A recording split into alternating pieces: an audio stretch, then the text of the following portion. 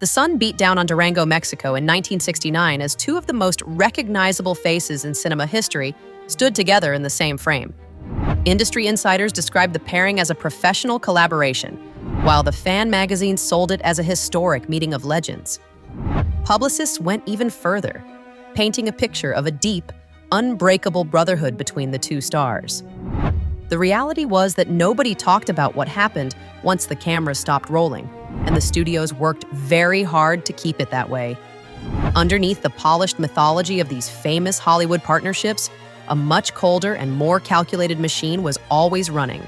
In the middle of that Mexican desert heat, the friction between the two men was finally starting to burn through the PR veneer.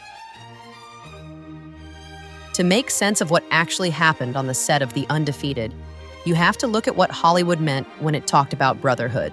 Back in 1948, the Paramount decree forced the major studios to sell off their theater chains, breaking the monopoly they held over every stage of a movie's life. The restrictive contracts that had treated actors like pieces of equipment were gone. Yet the myth of the Hollywood family stayed alive. Studios and the press corps relied on this narrative to keep the money flowing, enforcing the appearance of brotherhood through morality clauses and studio fixers. What looked like genuine camaraderie to the public was a rigid contractual arrangement dressed up as friendship. The tension began when you placed two men into that environment who represented completely different ways of holding power. Burt Lancaster was a product of the post-studio era. He co-founded Hecht Hill Lancaster in the 1950s, produced his own projects, and controlled them from the ground up. His commitment to method acting was a deliberate identity he built to oppose the very machinery that John Wayne represented. John Wayne was the living embodiment of old-school institutional power. His authority came from 40 years of consistent box office success and a public image as the ultimate American archetype. The studios saw him as the perfect product their system was designed to create. These weren't just two difficult personalities on the same movie. They were two incompatible systems of power wearing the same costume, and a collision was a structural certainty. What does a former circus acrobat turned method actor have in common with the most bankable cowboy in Hollywood history? They both believed they were the most powerful man on that set, and only one of them was right. Consider the partnership of Abbott and Costello. For over 10 years, they presented a seamless image of creative brotherhood while generating massive revenue. Behind the scenes, the financial architecture was crumbling under disputes over billing and profit splits. When the partnership collapsed in the early 1950s, it wasn't because they stopped liking each other. It was because the transactional foundation could no longer support their competing interests. The myth of brotherhood only holds together as long as it serves both parties. The moment that professional mass stops being profitable, the entire structure begins to fracture. The historical record regarding the weeks leading up to the confrontation on the set of The Undefeated is remarkably clear about one thing.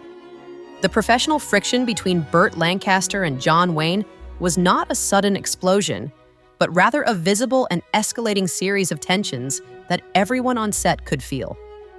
Lancaster possessed an acting philosophy that made it almost impossible for him to defer to anyone else's authority.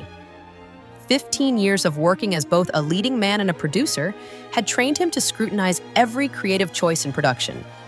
While Wayne relied on natural screen presence and decades of instinct, Lancaster approached his roles as intellectual constructions built from the inside out. He questioned pacing, subtext, and interpretation. And he was never quiet about his critiques. Wayne viewed his authority on a film set not as ego, but as established position. He was the senior star and primary box office draw whose name had been generating studio revenue long before Lancaster earned his first screen credit. When Lancaster offered unsolicited opinions on psychological depth, Wayne didn't hear professional observations. He heard a direct challenge to the structural hierarchy he had spent 40 years helping to build.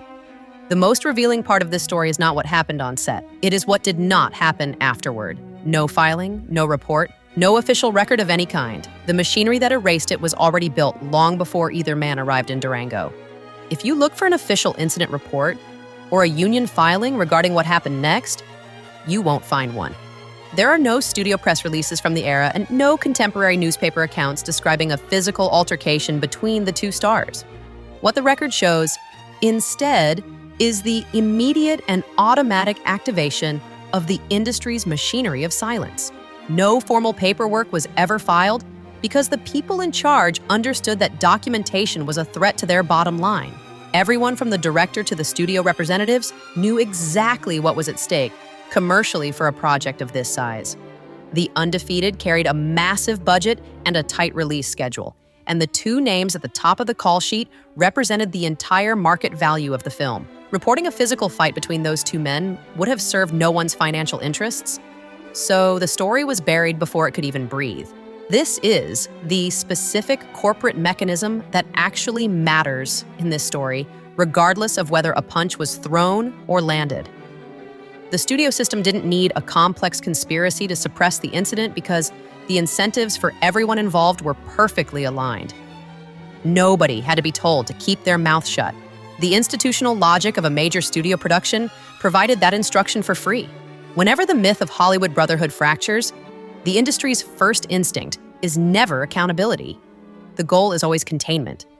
That containment, however, comes with a hidden cost, and the film industry would spend the next decade paying that price in ways no executive could have anticipated. If you are finding this investigation into the mechanics of power useful, consider subscribing to the channel. We go inside the structures Hollywood built to protect its image and examine exactly what happened when those systems finally began to fail. The containment worked. The film was completed. Both men fulfilled their contracts, and yet the industry that emerged from the 1970s looked almost nothing like the one that had walked onto that Mexican desert set in 1969. The containment strategy worked exactly as intended, allowing the film to be finished and ensuring both men fulfilled their contractual duties. On the surface, it looked like business as usual for the studio. Underneath that calm exterior, however, the fractures in the old system were spreading rapidly.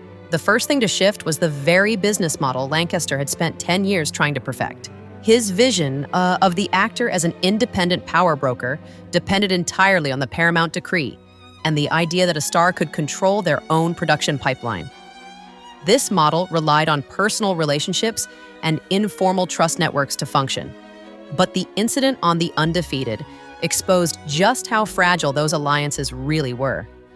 For Lancaster's production company to succeed, studios had to view him as a reliable partner and directors had to see him as a collaborator rather than a liability. A public falling out with the most powerful star in the industry didn't kill those networks overnight, but it forced everyone to start calculating the risks of working with him. The next generation of filmmakers watched these events and drew their own conclusions about the reality of the business. They realized the celebrated brotherhood of the studio era was largely a fiction, and the new Hollywood directors of the 1970s made no effort to rebuild it. Instead, they built new systems that relied on formal contracts rather than handshakes.